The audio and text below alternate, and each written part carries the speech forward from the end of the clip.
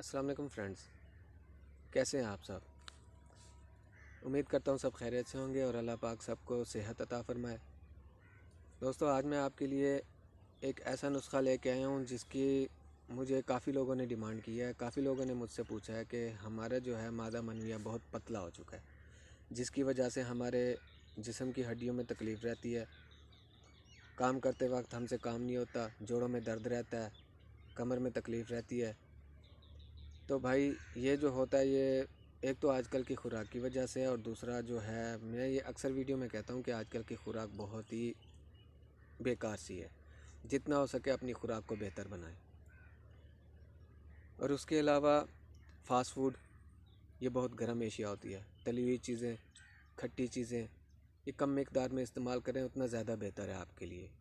ये मादा मनविया को पतला कर देता है, जिसकी वजह से पट्ठे कमज़ोर हो जाते हैं और नफ्स के तनाव में कमी आ जाती है। इस हद तक कमी आ जाती है कि नफ्स जब तनाव की शक्ल इख्तियार करता है तो बिल्कुल लटका सा होता है, किसी किस्म की कोई भी पावर नहीं होती। तो हमेशा की तरह मैं वीडियो के लास्ट में इसका नुस्खा जो है वो लिख दूंगा, अज्जा की मिकदार वगैरह हर एक चीज़ बता दूंगा, तो आप इसे बना के इस्तेमाल कर सकते हैं।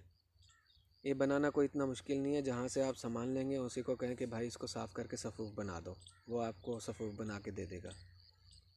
ये सुबह और शाम, सुबह नाश्ते से 1 घंटा पहले आधा चम्मच दूध के साथ, और शाम को खाना खाने के 1 घंटे बाद आधा चम्मच दूध के साथ आपने इस्तेमाल करना है रेगुलर।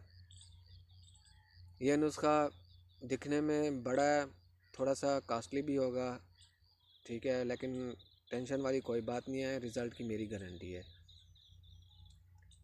मादा मनविया को गाढ़ा करेगा, और इस हद तक गाढ़ा करेगा कि आपकी ज़ीरो टाइमिंग वाला भी जो बंदा होगा ना, वो भी टाइमिंग का मालिक बन जाएगा, उसकी टाइमिंग में भी इजाफा हो जाएगा।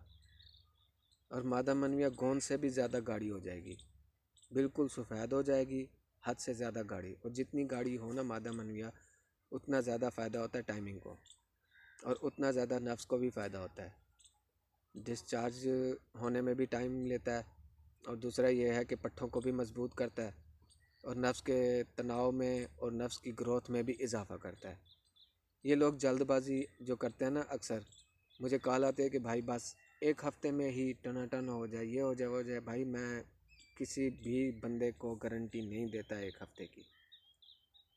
जो कोई भी मुझे मर्ज़ बताता है तो उस मर्ज़ के हिसाब से ही मैं बताता हूँ कि इसको कितना टाइम लगना है। तो बराए मेहरबानी सब्र रखा करें, यकीन रखा करें, दवाई इस्तेमाल करें, तो इंशाल्लाह आपको फ़ायदा होगा, किसी किस्म का कोई भी नुकसान नहीं होगा। मेरा नंबर भी अब मैं हर वीडियो में दूंगा, आप मुझसे रब्ता भी कर सकते हैं, दवाई ऑर्डर भी कर सकते हैं, और किसी भी नुस्खे जात के बारे में मालूमात भी ले सकते हैं। यूट्यूब पे मेरे ज़्यादातर तिला और सफ़ूफ इसलिए होते हैं जरियान के बारे में, क्योंकि बहुत ज़्यादा लोग इस मर्ज़ में मुब्तला हैं।